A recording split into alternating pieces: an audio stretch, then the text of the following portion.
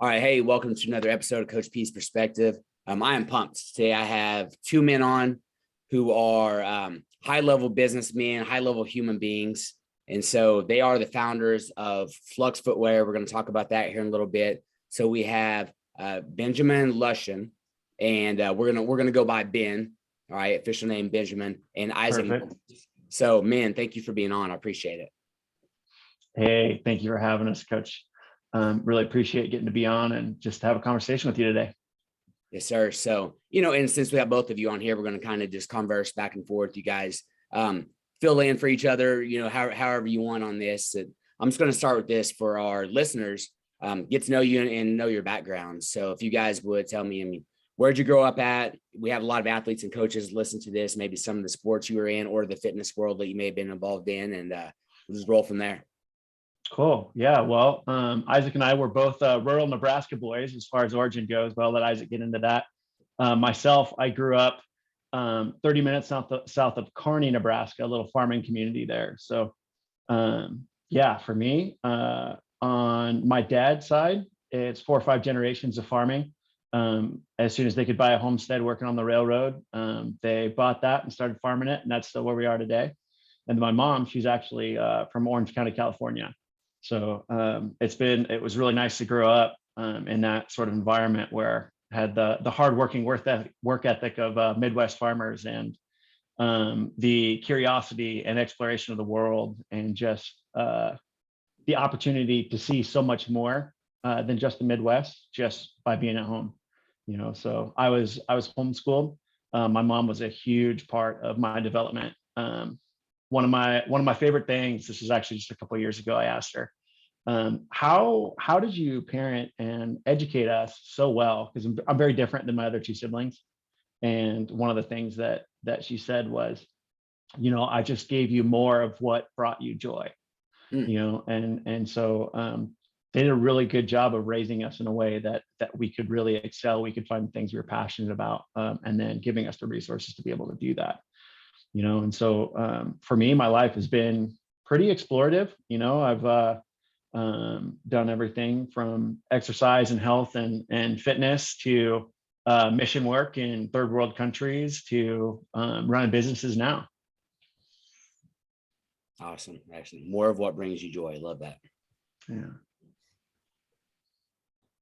Well, I guess I'll take a stab at it. I'm from Hastings, Nebraska. About 45 minutes down the road from where Ben was raised, so definitely real close. Started playing sports at a super young age, played anything and everything, baseball, tennis, basketball, soccer.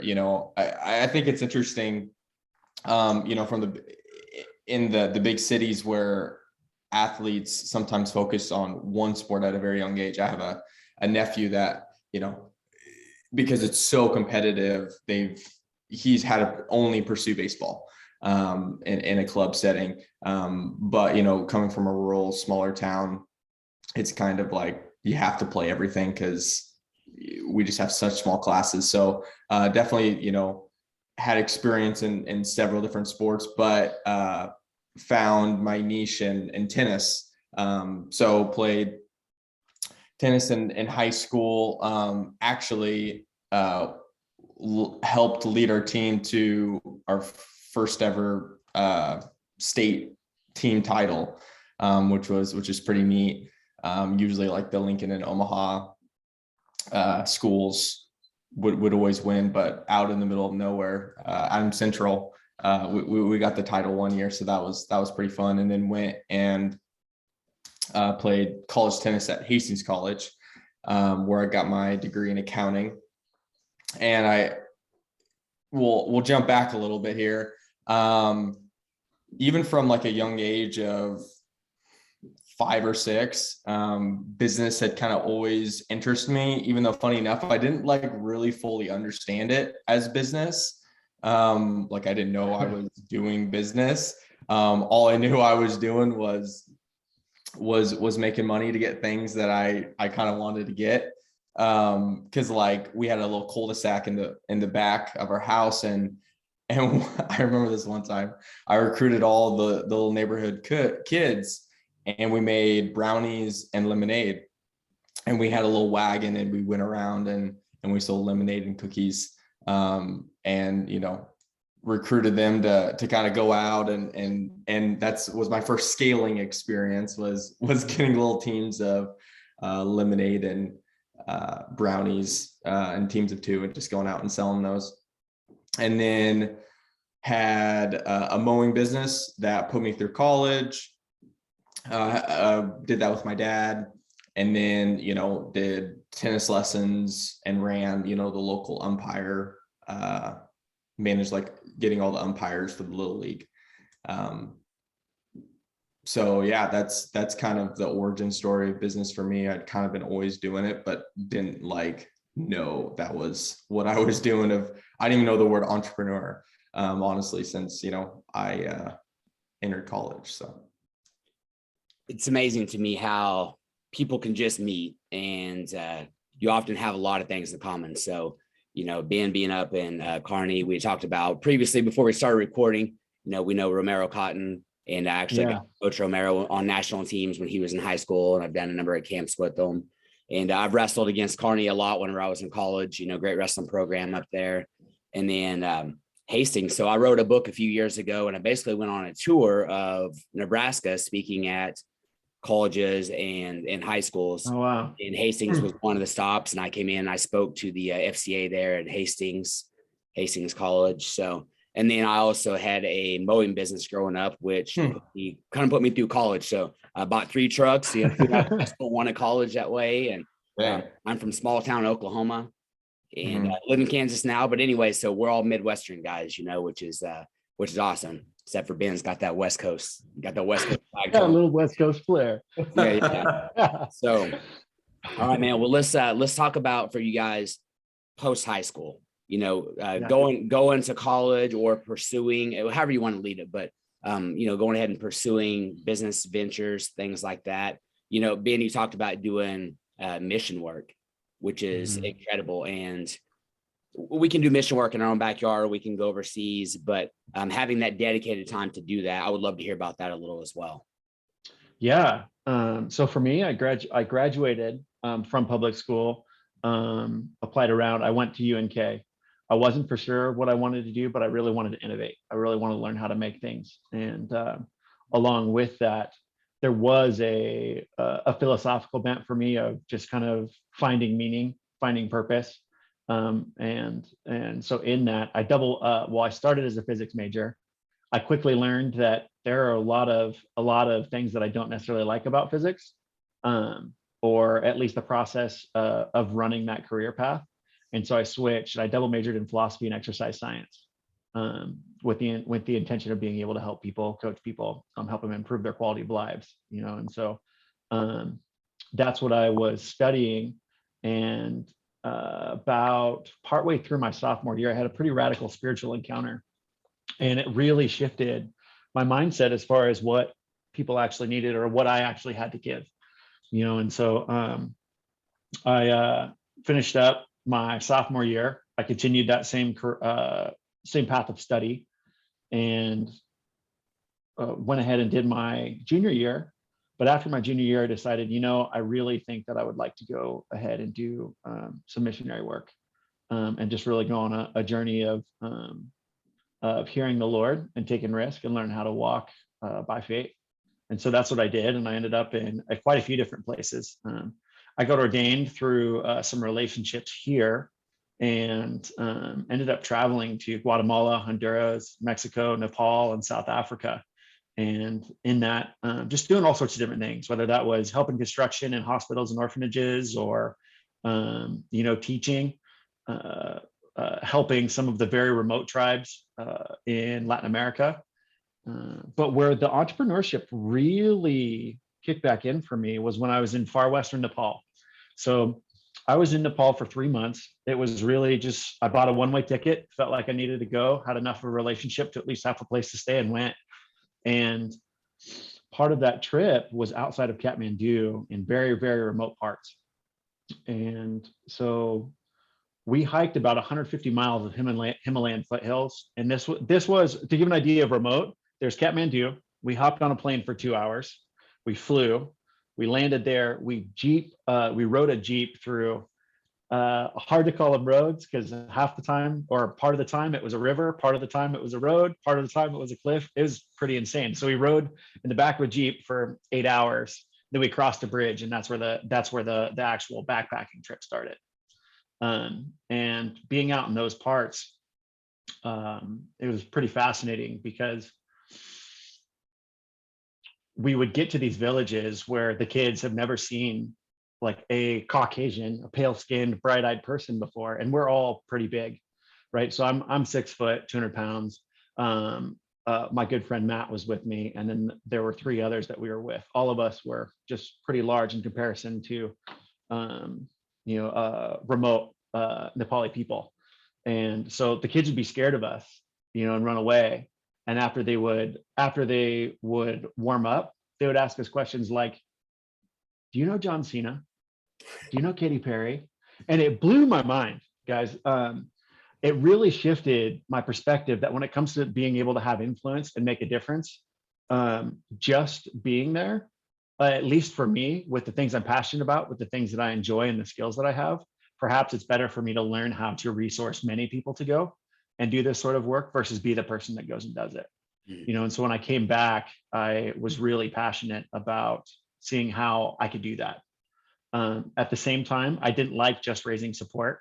And so I was looking for options of what could I do while I'm doing these sorts of things that I wouldn't have to just live on the support of others. So I started to self-teach I started to teach myself to code and to write software. And so that was kind of my entry into the business world too. I liked that venture because startup costs are relatively low. You need a computer, but to have a server in the cloud or something like that is really inexpensive. It's just the time it takes to actually build the product, and so I spent a few years doing that and ended up moving back to Kearney. This would have been what now, Isaac, 4 years ago, something like that. Yep. So about 4 years ago, and I'll let Isaac kind of tell his side of the story up to there. Yeah. So yeah, going back to college, like I said, I was an accounting major, and all throughout college, like I said, I didn't fully understand what I was doing, like giving private tennis lessons, like building up a customer base and customer service, all these different things, like were attributes of being an entrepreneur, like owning your own business. Once I entered college, it was, I feel like, preached to me that success was getting the most prestigious job you could at a Fortune 500 company and climbing the corporate ladder, and becoming a VP, being the CEO. And I actually went and did that. I interned at ConAgra in Omaha, had a CPA job lined up after I left college. But the last year of college for me, I had met, he's almost like a father figure mentor in business for me, named Josh Erickson. And during a tennis retreat, I met him. He did team building, leadership development, and just really started to connect with him. He was kind of telling about, Team Concepts was the business that he was running, and just told me a little bit about that. And actually, there was a business idea that he'd mentioned to me. It was taking RFID tags, putting it on linens, like hotel linens, and it allowed hotel management to track linens throughout the hotel. And he had this idea on guaranteeing that your linens were clean every stay, every night that you'd stay at a hotel, because there's really no way, and currently no way, to guarantee that your linens are clean. So I actually took that idea and submitted it on Shark Tank. and we got approved to move up to like the round where you're kind of talking to the producers. And we actually made it all the way to become a semifinalist through that. And we unfortunately didn't make it onto the show. But during that time and process of working with him, applying to be on Shark Tank, we really just started to develop this relationship and this bond. So a month before I was supposed to start at this CPA job, I just had this, life-altering just revelation of, success isn't the career path or, the security route. It's actually doing what you enjoy. And I really enjoyed just the concept and freedom of working for yourself, and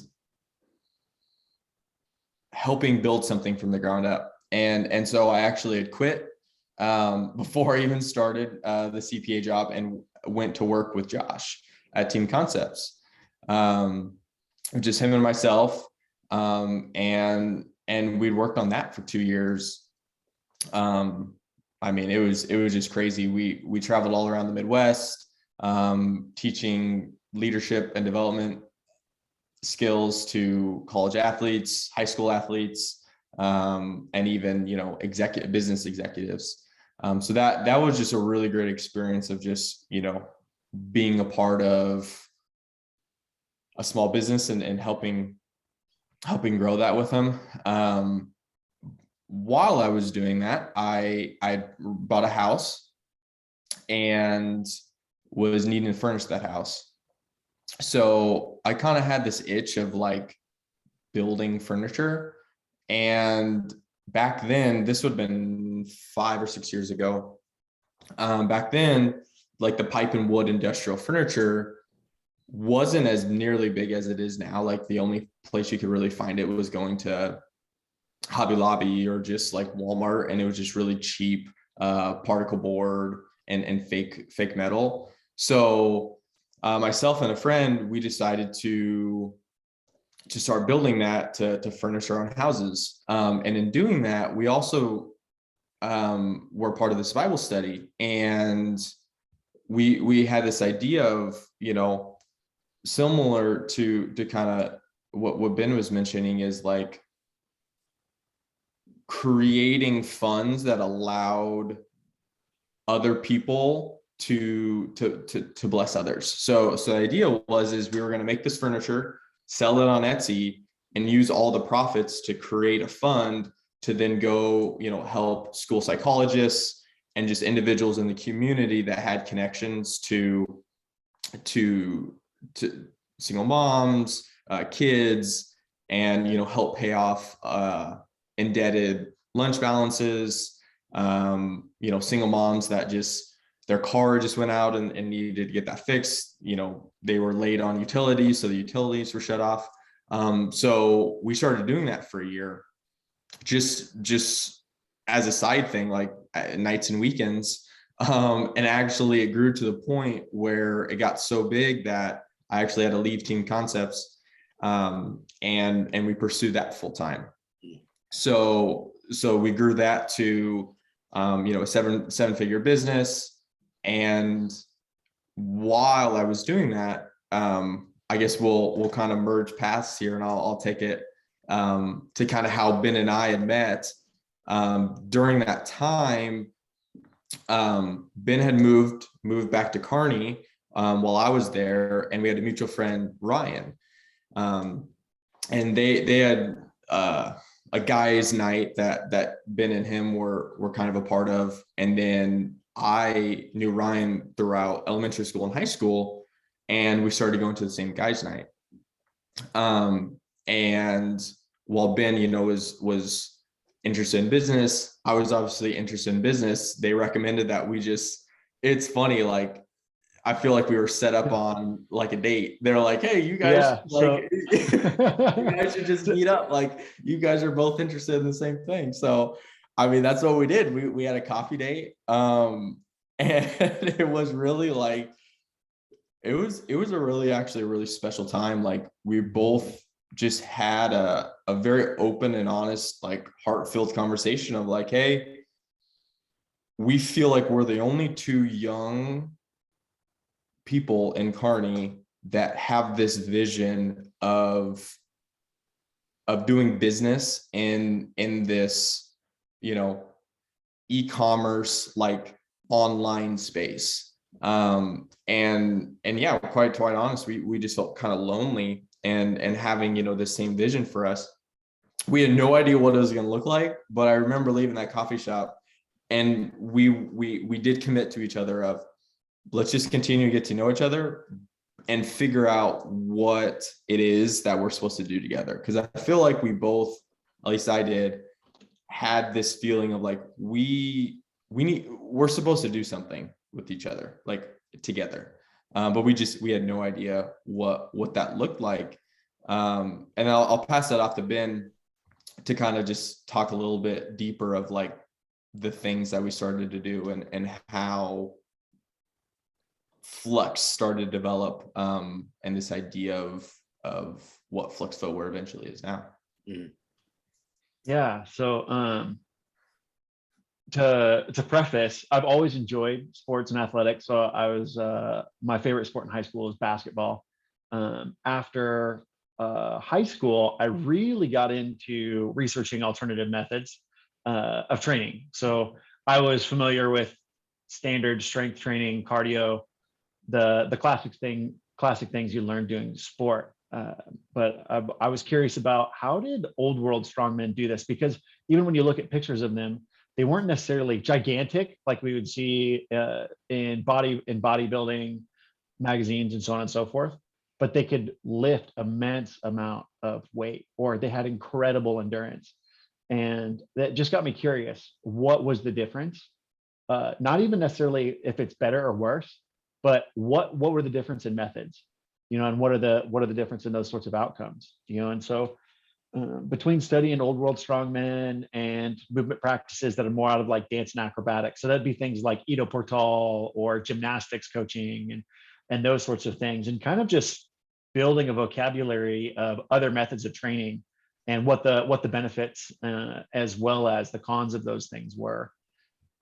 Really enjoyed that. Just really always enjoyed kind of exploring that. And skill development is something that's just really satisfying and gratifying to me. So just training is kind of painful. Like if I'm just lifting weights, it gets kind of painful for me. But if I can kind of gamify it by adding a skill, so something like juggling or something like a handstand or something like that, where there's a bit of extra skill development, not just growth of output, it really helps me. And so those sorts of practices really helped in that. And so when Isaac and I met, we were discussing these sorts of things of, yeah, we really want to have an impact and really want to be able to grow things that can have a sustained impact, and not just general things that could make money, but things that we actually think would benefit the globe, would benefit people. And so we started exercising together. I started introducing to Isaac some of these sorts of things, and he loved it. We both were really enjoying that, and that started the conversation of how do we make these things more accessible, because it is really kind of tough to find, or it requires a lot of research, and there's not really kind of a follow the yellow brick road of training outside of coaching. And so myself having a software background, Isaac having a lot of skill operationally in business, we're like, hey, let's see what we can do here. So we started working on all sorts of things. We did everything from, we developed kind of a method of measuring biometrics. So we got basically a machine that measures VO2 max, a metabolic analyzer. So we had that. We were using HRV, and we were looking to go the corporate route, where we would take these sorts of biometrics from a whole group of employees and show them the difference of what happens when they drink an adequate amount of water, what happens when they go for a walk around the building at lunch, and could provide almost, daily feedback as far as the kind of difference that would make. So it was really a behavioral approach to, hey, if we use this data Data is a very common and trustworthy thing to us now in our society. So how can we take that? But rather than right now, it's pretty easy to get things like, yes, your HRV is up or your HRV is down, or what does that mean? What does that translate to? And getting to say, hey, look at what happens and how much more optimized you are when you do these sorts of things. We were seeing a lot of really great progress. Now that was just before COVID hit. So we were seeing a lot of traction with that. At the same time, we were building kind of an online program for movement, where we are taking all these different things and building basically an app of what are the gains you want to get, and you could just open it up and each day do the workouts. Just do that, make it very easy. And there's incredible products like that out there now too, and have been for a while. So we just kind of wanted to have our own little version of that,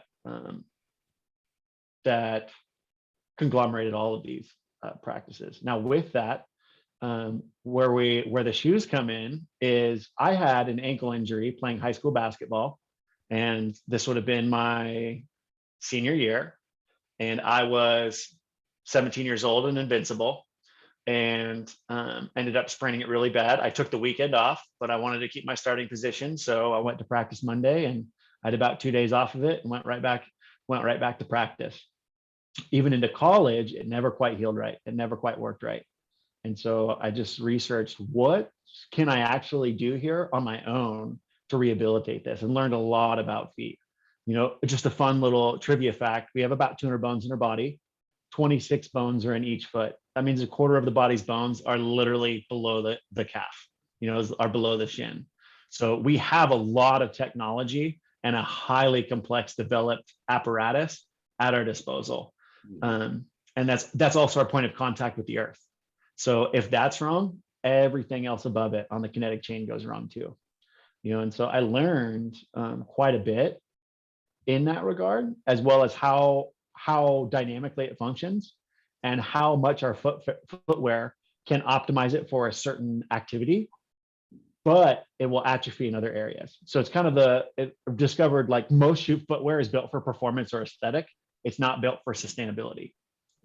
So that got me really into the minimal and barefoot footwear movement, which was really kind of exploding at the time too, and started doing that and saw incredible benefit. I mean, my performance in general improved. The issues that I was having with my ankle and inflexibility and pain, that went away. And actually, I really tried to limit test this. So when I was out in the Himalayas, and we're 10 to 12,000 feet in these foothills, 150 miles, I did that all in the Vibram 5 Fingers, the KSO shoes, the little toe shoes. And just saw that was really, really awesome. Like, it was a life-changing thing for me. And so talking with Isaac about that, and kind of going, there's not really a fashionable version of this though. Like, at least to our fashion, let me say it that way, where the barefoot wear that we were familiar with were very much statement shoes. They looked different than other shoes, which is awesome if that's the look you're going for. But as far as being able to pull in the styles of pop culture, or like footwear as we know it, that we can associate with, most of them are disrupting the market aesthetically, versus being something that's a lot more approachable. Let me put it that way. And so we started talking, hey, there's a gap here when it comes to performance footwear with this sort of minimal barefoot philosophy, where you should train and strengthen your foot naturally, and that's what'll take care of it. And so that's really what we set out to do. Isaac and I, we are not shoe people, but we are people that will look at an idea and say, hey, this is really important and there's value here, so let's at least try, because it's too great a risk not to try. I would say that's one of the principles that comes up for us a lot, is entrepreneurship and starting businesses and that sort of thing is very much the perspective, I feel like, is typically that it's like, these are risky people. Like, these are the kids that like jump off of bridges into lakes and, like try and do a double backflip off of the trampoline, not just like a flip on the trampoline, like that are always pushing the limits of danger, which I I think, I guess that's a tangent. I was going to say that's just people pushing their competency, you know, which I think to a degree is a healthy thing. But for us, when it came to the pursuit of ideas, we actually view it the other way: is okay, what's the possible outcome here? And if there is a really great opportunity when it comes to the outcome, and getting to that spot of eliminating the insecurities or the problems that may arise, and realizing that it's actually too great of risk not to try. The benefit is too high of a cost to leave on the table by not doing it.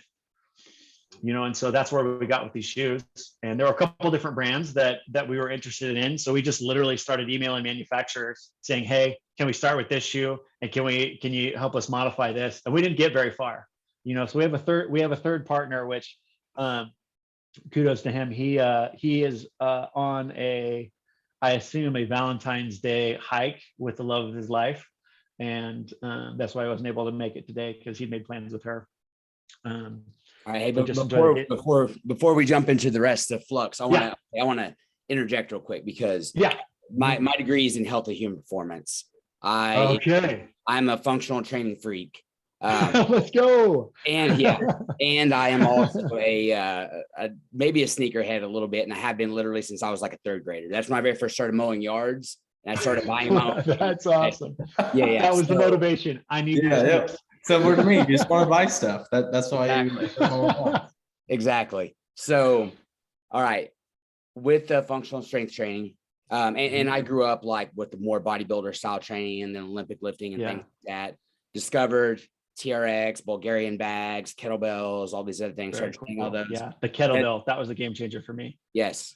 Read Born to Run as I was going through all this, and I started doing the same thing. Minimal shoes, where my wife is like, because I'm, like I said, sort of a sneakerhead and consider myself like look good, feel good, perform good, right? Love it. My wife was like, why do you have these nerdy looking shoes on all the time? Like, what do you always have?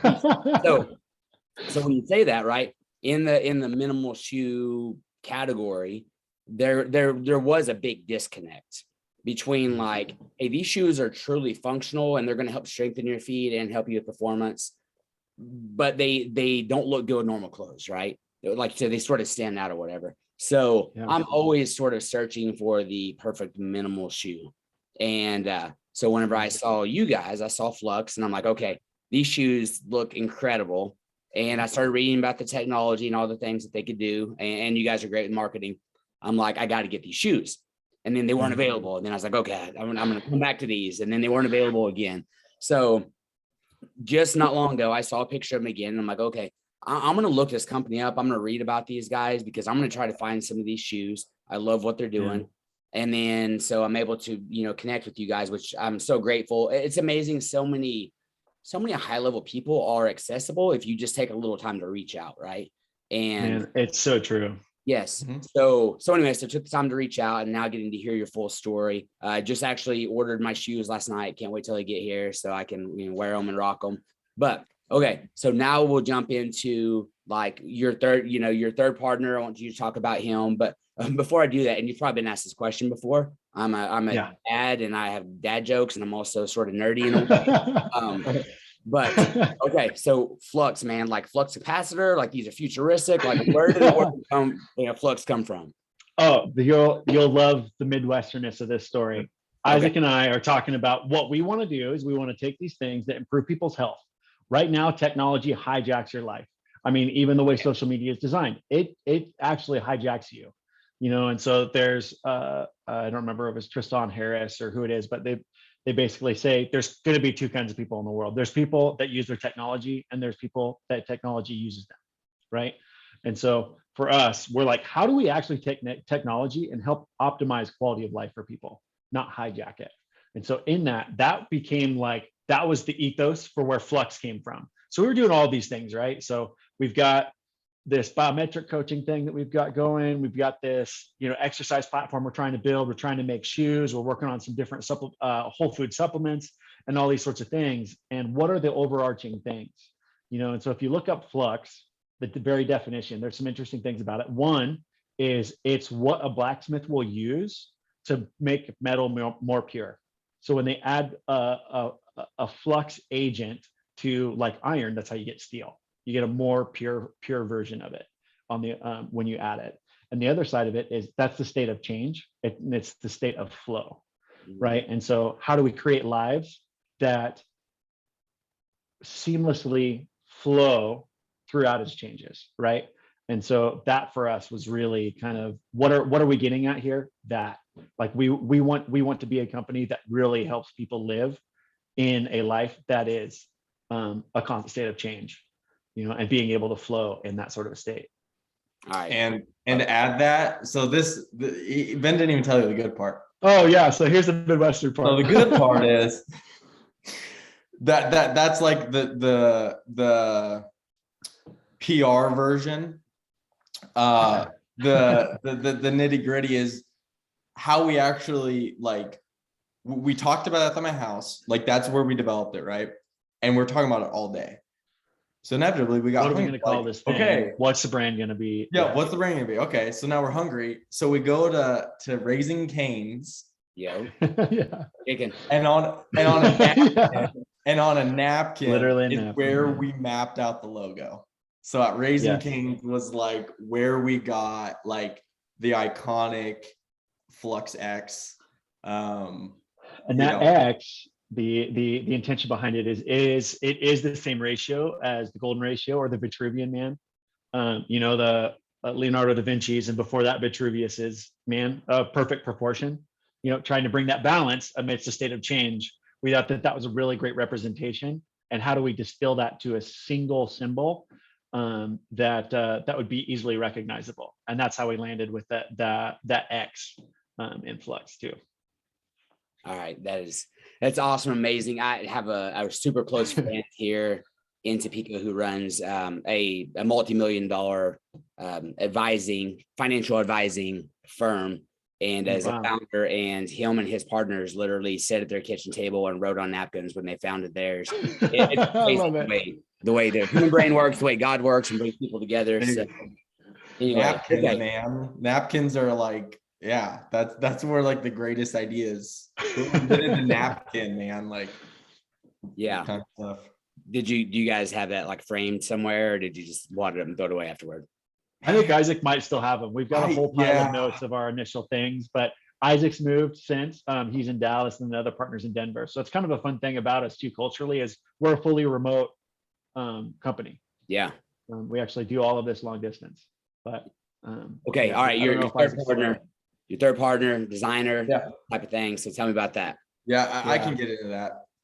So yeah, again, Ben had kind of, I'll elaborate a little bit. So yeah, when we had initially tried to design these shoes, oh my gosh, like literally what we were doing, we would take like, I'm not a graphic designer in any capacity. So we take like the silhouette of the shoe, and then we just put I would just put a white box over top of the existing like logo and designs and stuff like that, and put our logo on, and we'd ship that off to the manufacturer. Start there. That's and then can you make the toe box wider. Like type stuff? Yeah. Just make it wider, and no tech pack, like nothing specific. And yeah, like now under fully understanding all the detail and development, there's no way ever would we have succeeded. So eventually, after a year of trying, a year of staying up until 1 a.m. because of the time difference,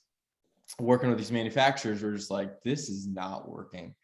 So being the millennial that I am, I'm like, okay, let's just type in hashtag shoe designer on Instagram and see what pops up. Let's see if there's a freelancer. And there isn't like a ton of like Upwork where it's like, okay, here's tons of videographers, graphic designers, animators. It's really niche work. Yeah, it is very, very niche. Like I'd be surprised if a graphic designer doesn't know or have heard of another, a footwear designer. Hadn't heard of anyone. So there's about three that I'd found that I kind of liked either they were in minimalist or they just talked about flexibility in different parts of their shoes that they were designing. And actually one of them happened to be Zach. He got it. he was adding creative ideas, and like what really interests me was like he understood it, and he understood product fit. So he really got where we were headed, and that like this wasn't just a job and a shoe to design, but like he understood what it was, and actually why he is a partner now is because of just who he is, and went 20 times beyond what just a subcontractor Of what, do. yeah, we initially contracted him, Mhm. and he went up well above and beyond. Every time we'd get a tech pack from him, some sketches, there'd be multiple different prototypes, multiple different options, explanations as to why. And I mean, we're bootstrapping at this spot, so it's not like we're spending a ton of R&D money trying to do this. We're getting by with as little as we possibly can. And when we'd reached out to him, we basically gave him that. He kept coming back with all of this. We got to know him a little bit more, and he actually shared from his perspective that he had developed a love for making shoes in about 5th grade, and he knew at about that age that that's what he wanted to do. And in that, one of his dreams has been to develop natural cleats, so footwear that is used for sport. He's a soccer player, so cleats that actually match foot function, because especially them, you know, and this I'll speak for him in this, that cleats are really rough on feet, because of just because of how they're currently made. And so he'd actually done that. That was his initial project, or one of his projects in college, was designing a barefoot functionality cleat, you know. And so as we just got to work together on this little thing, really found that the three of us really shared a passion for this, you know. And so we kind of, as far as areas of expertise, I come from the software side, being able to do all of that sort of stuff. Isaac, I would say, just really has incredible skill in being an entrepreneur, of operating a business, of scaling a business, of finding ideas, of really, I guess we read a book called Loon Shots, highly recommend it. And he kind of specifies that there's two different types of people in an organization, or two different bents. And one is the scientist side, and the other is the soldier side. So a scientist is trying to find the best, most optimized, most true version of something. And the soldier is trying to maximize efficiency to get the most out of it, you know. And so in that, I by default, my natural tendency is to be very much the scientist type. Isaac is somebody that will get the ball down the field. That he is a soldier when it comes to execution, you know. And then Zach really has brought the eye, the beauty, the soul of really what our footwear and brand is becoming. That has been him, you know. And so the three of us working together, it's been really fun. There's a little I think it's African proverb that says something like, if you want to go fast, go alone, but if you want to go far, go with others. Yeah. You know, and that's what we've really found as the three of us. And that's when it was based upon that sort of a principle that we went to Zach and said, Zach, we really value you, and we want to go far. Like, would you like to come? Like, would you like to join this? Like, take the leap, risk with us, and see how far we can go together. You know, and that's kind of how the three of us came together. That's a beautiful story, man. I mean, and like all I can picture in my mind is, because I'm a coach, I'm an athlete, you know, like I'm really blessed to have a great coaching staff. So I'm thinking about how our coaching staff jives, and each of us have different gifts and abilities. And when those come together, we're able to be the scientists, and then we're able to also push, like you said, push the ball down the court. We're able to actually put things into action, you know. Yeah. So having those different perspectives and people that are willing to just fully say, hey, I love your idea, and then either add on to it or make it more efficient, things like that. It's just so important whenever you're working with a group of people, whether it's in a business, in a church setting, in a family home, whatever. You have to have all those different things. So there's a lot of principles of success that you guys just mentioned. Okay, so real fast for the the people that love shoes out there. Okay. And especially the people that like minimal shoes. And I'm telling you, if you haven't gotten on social media, if you haven't gotten on the website, get on the Flux website. I'm going to have all that in the show notes, but look at the shoes, right? So in my mind, I'm like, okay, these are shoes I could wear every day teaching. I teach PE, which is awesome, right? I could do every single day. I could coach in these shoes. I can go and train in these shoes. I can put these shoes on and wear them to church on Sunday, right? With when I'm dressed up a little bit, all those things. So tell us a little bit about the technology. I know you guys have a very unique insole, very unique sole. So a little bit about the technology side of the shoe. Yeah, I'd love to take this one, Isaac, if you don't mind. Yeah, sir.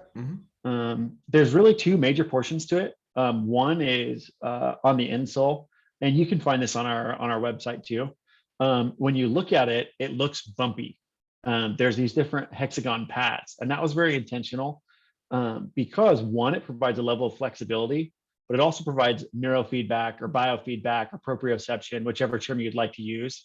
All of those things basically mean they're stimulating your foot, right? So one of the big things that we ascribe to is the fact that we don't live in a bare earth world. So like we don't live in a barefoot world anymore because we're on hardwood floors, we're on tile, we're on concrete. Like we don't live on green grass and soft earth. And because of that, we're not necessarily fully on board with being as barefoot as possible. Yeah. Because of the wear and tear that will actually create, because we live in such a modern world now. So with that, these pods provide the stimulation that you would have and the flexibility that you would have as if you're barefoot, yet giving you the feedback and providing the cushion that you need for the modern world. So that's one portion of it, and the other part is the outsole.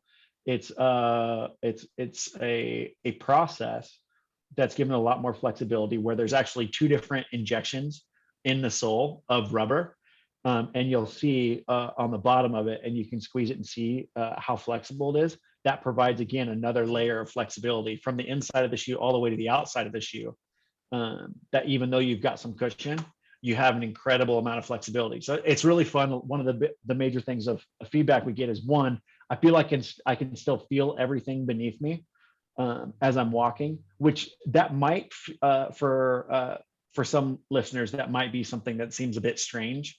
But as you get used to it, we actually get dopamine from that, from experiencing sensation on our feet.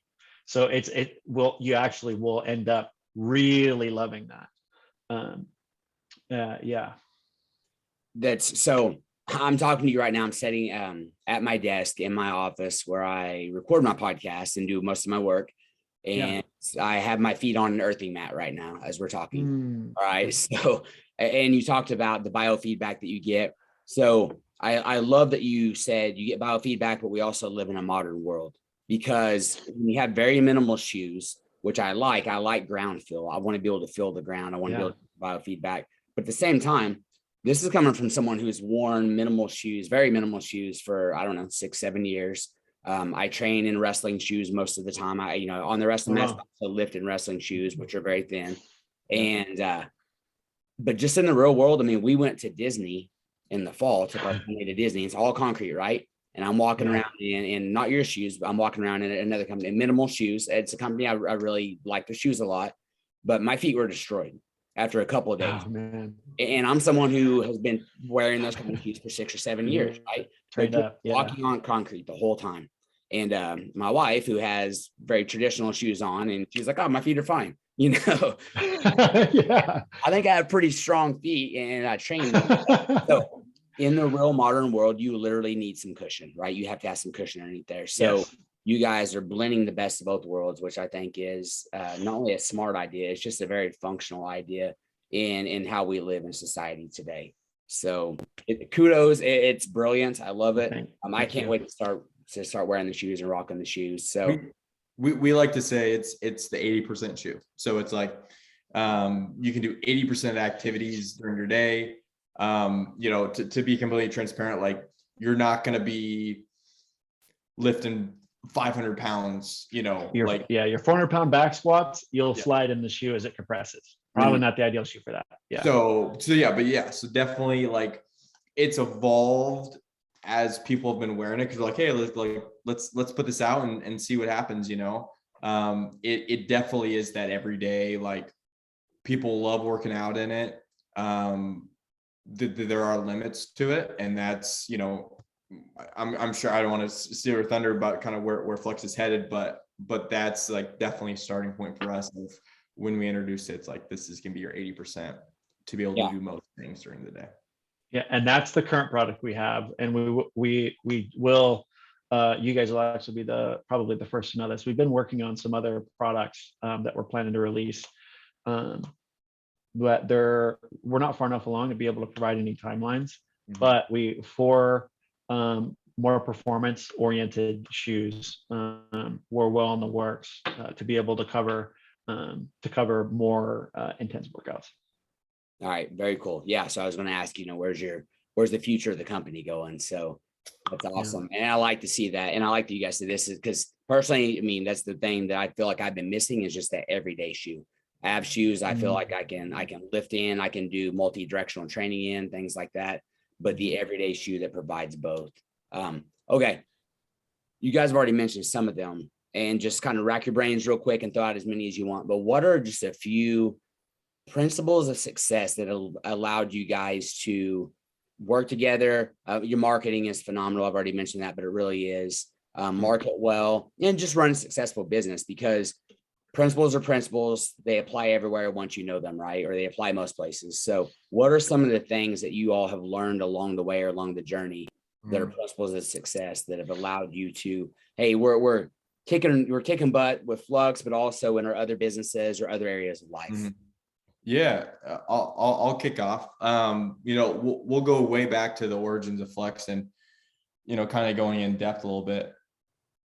Initially, like why we got where we were, and how we were able to just continually progress, because given just time constraints, like this could be a whole day conversation of just all of the speed bumps, all of like, we probably would not be a footwear company if COVID didn't happen, because we brushed over it quickly, but like we had a 6-figure contract lined up in our biometrics with corporate clients. Like it was all ready to go. We were all in on that. Yeah. And then COVID hit, and it isn't very good to have a respiratory test. Yeah, respiratory test. Like person. So that shut us down, right? And what allowed us to be successful is, you know, and again, there's probably different thoughts of like, you know, honing in your focus on one thing. You know, we're young guys, like we'll make plenty of mistakes, but it was going as far as we could on one project. And we did find that there was a happy medium of about 3 different projects. So, you know, we had the biometrics, kind of the footwear, and then we had the like workout training program. And we would go and work on each of these things and get as far as we could, right? So we'd send the sketches, I won't even call them a tech pack, we'll send the sketches to the manufacturer, and we have to wait a month. So there's like nothing we could do. So then, okay, like we'll shift focus and we'll shift energy to these different things. And then, you know, we'd send a proposal to a client to see, you know, if we would get the bid for their employee health. And until we heard back, you know, then we'd start working on the training. So that was kind of a really big thing, is like just take one step every day. I remember Ben and I, that was like when we'd get disheartened, that's all the goal was to take one more step. Get another step today. Yeah. And, you know, when you think about it, every day, like that's 365 steps. Like that gets to be a lot. Even though it feels like you're only taking one step. So that for us was a really big thing. I do feel like we are doing that even now, even within Flux, because it's like COVID is still an issue with supply chain. So it's like, okay, like we don't have shoes in stock. What's the next thing that we're going to do? Like, you know, how within the company, what systems, you know, what growth strategies are we going to come up with, like, if we cannot have shoes in stock, like, what are we going to do next? So that for us has been foundational. Excellent. Yeah. I'd say another thing that's been really huge for us, that's really given us staying power as a team and a lot of stability, is we have been very intentional in two things. One, if there's something that you're feeling that's creating tension in you, even if you're not sure how to express it or communicate it, like you haven't been able to fully define it yourself, the feeling needs to be communicated. If that makes sense. When there's unease about decisions, or there's unease about a current situation, getting to the spot where setting as a team requirement that it is really essential for us that if we have something, even if we're processing it, to communicate it anyway, to be able to help get to clarity, because that's what we've discovered in those conversations, whether it's about anxiety or frustration or whatever, to say, hey, I'm feeling some frustration here. I might not even be right about this, but this is why I think I'm feeling this, and getting to air that out and come to clarity has really been essential. And at the same time has really built a lot of strength and trust for us as a team, because there's a lot less uncertainty and a lot less room to assume, and that's I'm not going to say that that's easy, but that is part of why we can operate so healthily today. Because we really, I'll add to that. Yeah. Like, it's still tough, but it's gotten way easier, I feel like, for all of us. Yeah. But it is literally taking like 3 or 4 years of working together every day. Like, it is not an easy thing. And so many, like, that is the other thing that I guess we didn't even mention this. So the other foundational thing of Ben and I working together and not knowing like what it was going to be. One thing we did know what it was going to be is we had heard so much of having a partner in business does not work. Do not go into business with someone.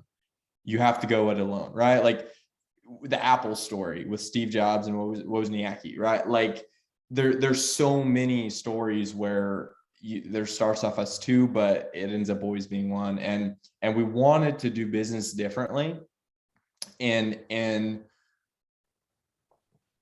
potentially crafting and showing a direction of like, this is how you can do this. And, obviously, doing partnership well and failing along the way. But it's like, because we try to find resources of like, how do you do business well with a business partner, specifically a business partner? Because it's like a marriage, but I often think it's even harder than a marriage sometimes, because like a marriage you kind of like have to stay together, but a business partner like you can just, it's socially appropriate to leave. Yes, thank you Ben for that's a better way to phrase that. It's like so it's easier to leave, right? And that for us, like it took a long time, but now it's like it's allowed decisions and us just to move faster, and feelings that get hurt, but like it isn't mulling over it for months. And and that's where I think it's so important to do that. Even if you say it and Ben is frustrated at me or something, but he doesn't know why or what, and I might get mad at him, like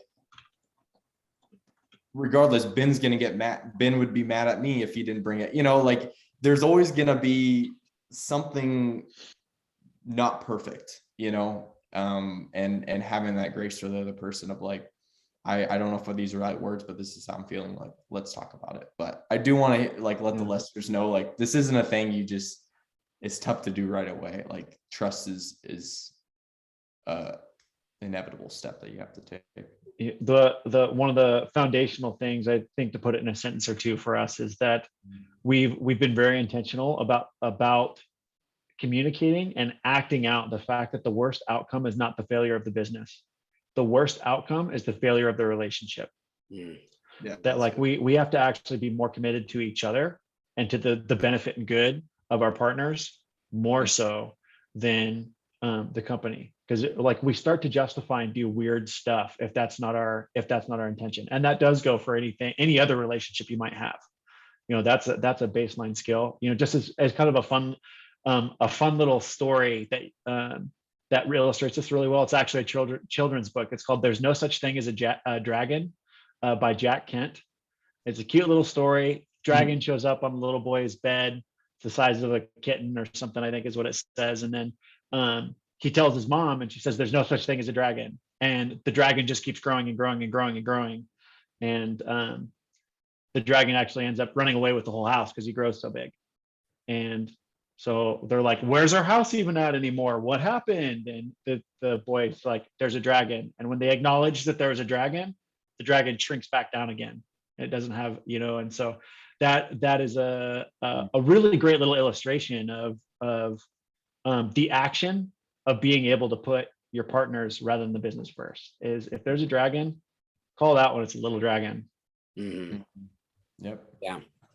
So your book that you guys will have coming out in a couple of years, called Flux, the change and flow that makes leadership work, or makes teamwork.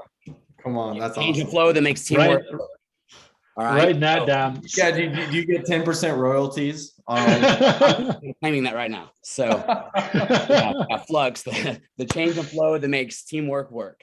All right. That's good, man. Because you guys literally just laid out teamwork and leadership 101 for us in a very real and specific way. In teamwork, when I say teamwork or leadership training, I mean, it doesn't just apply to business. It applies, like you guys said, to every relationship everywhere. And when people actually care about people, right, and we put the human back in it and you care about each other, I think things can grow, they can prosper, and they can function like they should, So it's awesome to hear what you guys are doing. Makes me a fan of the company even more, and so I know the people that are listening are going to feel the same way about it. And there are many entrepreneurs that listen to this podcast as well, so they'll be able to take these ideas and I wanted to quickly, because as I remember, I'm like, oh, like this is a podcast for athletes and coaches, because to relay that, like being, and I think wrestling, you'll connect with this as well. Like, I think this is a very similar analogy, because like tennis and wrestling, right? You're out there alone and it's your job to score the points, right? And I think it's really easy for, say like for tennis, like it's all about matchups. And, I might be the second best player on the team, but if my opponent matches up better for the fifth best player and he has the advantage, like taking that humility and ultimately trying to win the duel and playing that lower, it's like, it's a very individual sport, and it takes a lot of humility to want the team to do well. And I did not do that very well in college. Like, it was all about me. Like, I wanted to say like, no, I'm playing the 2 spot, it makes me look better, even though, and my coach, God bless Kamran, my tennis coach, like he tried to instill that in me, and my senior year finally clicked, but it took a lot of humility to get to that point. And like, I think that it's incredible how much sports relates to just life and business specifically. Like, it's crazy. It really is, and that's one of the things that we talk about with athletes, talk about when I'm training other coaches and things like that. Just teaching somebody a double A, just teaching someone how to serve, teaching somebody how to throw a ball, that doesn't necessarily translate to life, right? But all the things that happen within sport, if you're able to look at those and realize that, like, man, this is a real life lesson, and then point that out to your athletes, then they know how to take those things and utilize those in their life, right? And then that's why a lot of athletes end up being very good on the job site, whatever that is, or they own their own, because they're able to take those things and transfer them over. And so it's important as coaches that we teach those lessons, and it's important that we stay humble and we continue to be white belts and learn those lessons, always gaining, always gaining, always gaining. For me, it just on a very selfish level, one of the things I love doing, one of the reasons why I love doing this podcast is I get to learn all the time, man. I get to like have people on that are high level at what they do, and I'm just getting free education all the time. I love it. And for the listeners, hopefully they're getting the same thing. And then I also love relationships and get to build relationships and get to know people, which is a beautiful thing as well. But all right, so let's kind of move into that relationship portion of this real fast. Again, kind of come back and learning about you guys. All right. And whoever wants to go first can go first, but tell me, let's just say like maybe the top three, but if we were to look at your phone and were to look at your favorites, okay, who are those people that are your favorites and why? Just real briefly. Like first people I'm going to call. Yep. First people you're going to call. Sweet. Yeah. So I'd say, first of all, for me, it's my wife. Newly married, absolutely loving it. And so, yeah, she's going to be the first one that I call.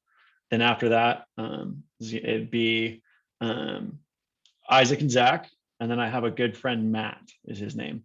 He's military. He's the one that went to Nepal with me. And then one more, his name's Ryan. That's who Isaac mentioned early on. He's still here in Kearney and a good friend of mine. So I'd say those are my go-to people. Okay. For me, it'd be my new fiance. I just proposed about a month ago, and I don't know how or why, but she said yes. So, but yeah, Tessa for sure. It's so funny. Like Ben had just mentioned, how we're just very different in terms of scientists and soldier. And it's like Tessa is totally that tension that brings me back to like reality, I guess, of like just being super optimistic and like even overly or stupidly optimistic, of just like not seeing the reality of the situation and just hoping for the best and not like what potentially could happen. She just really helped ground me in understanding that even though it's like really hard to hear sometimes, I often do need to hear it. And I'm sure that's why the Lord placed her as my life partner. And then, yeah, for sure, Ben and Zach. And then for me, it would be Josh. He's someone I can really just has had a lot of similar experiences. Like we think alike, and just like having that similarity and just understanding has really helped. And just getting perspective. So those would be mine. Excellent. All right. So make sure they all listen to this and they get to hear their shout out. Yeah. Love it. Yeah. Love it. All right. And then last thing here, and you guys can expound upon this. You can pick one, you can talk about all three. It's totally up to you. So, but I want you to tell me about a hero, a hardship, or a highlight in your life. And then why? Hero, hardship, or highlight?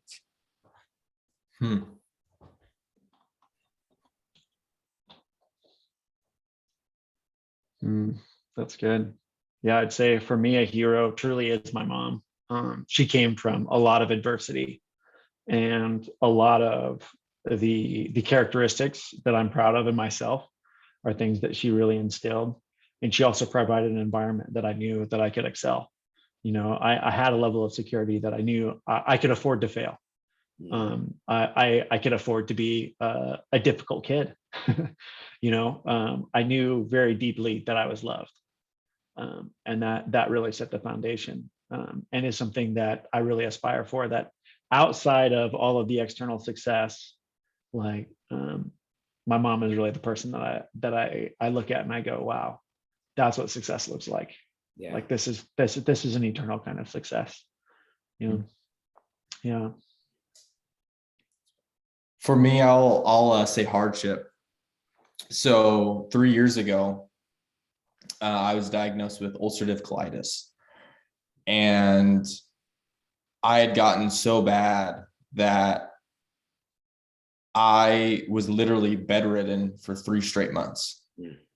I would maybe leave the house for like an hour every couple of days. I was literally just bedridden for 3 months. And during that time, like, I have just been extremely blessed of like no allergies, no broken bones, like nothing.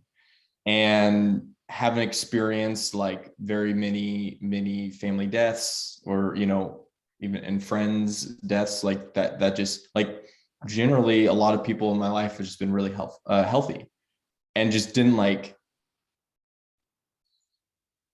I guess just maybe kind of like took that for granted a little bit, like just health in general, just took that for granted, and experiencing that, and like understand, you know, health is wealth, you know, that old saying, that really just helped to like clarify and humbled me in that way. And just during that time period, just really helped me just put a lot of things in perspective of how like literally just being able to leave the house and feeling good is such a blessing, right? And even, you know, Ryan Holiday is someone that Ben and I follow, and he talks a lot about, he just became, yeah, there you go. Yes. There it is. Love it. Yeah. I've been reading that every day now. Yeah. Yeah. He just posted something, and it's like what I've learned about being a dad, and on Instagram. And it was like, you know, everything, you know, a no can be really any, like priorities are very flexible, and, you know, all the success won't matter, your kids will. And of course, you know, I don't have kids yet, and hope to, but just, you know, as like a young ambitious guy, that it was like, man, and even in college, right, like I was just conditioned to climb the ladder, and I'm at Enneagram 3, so it's even harder for me, like I'm an achiever.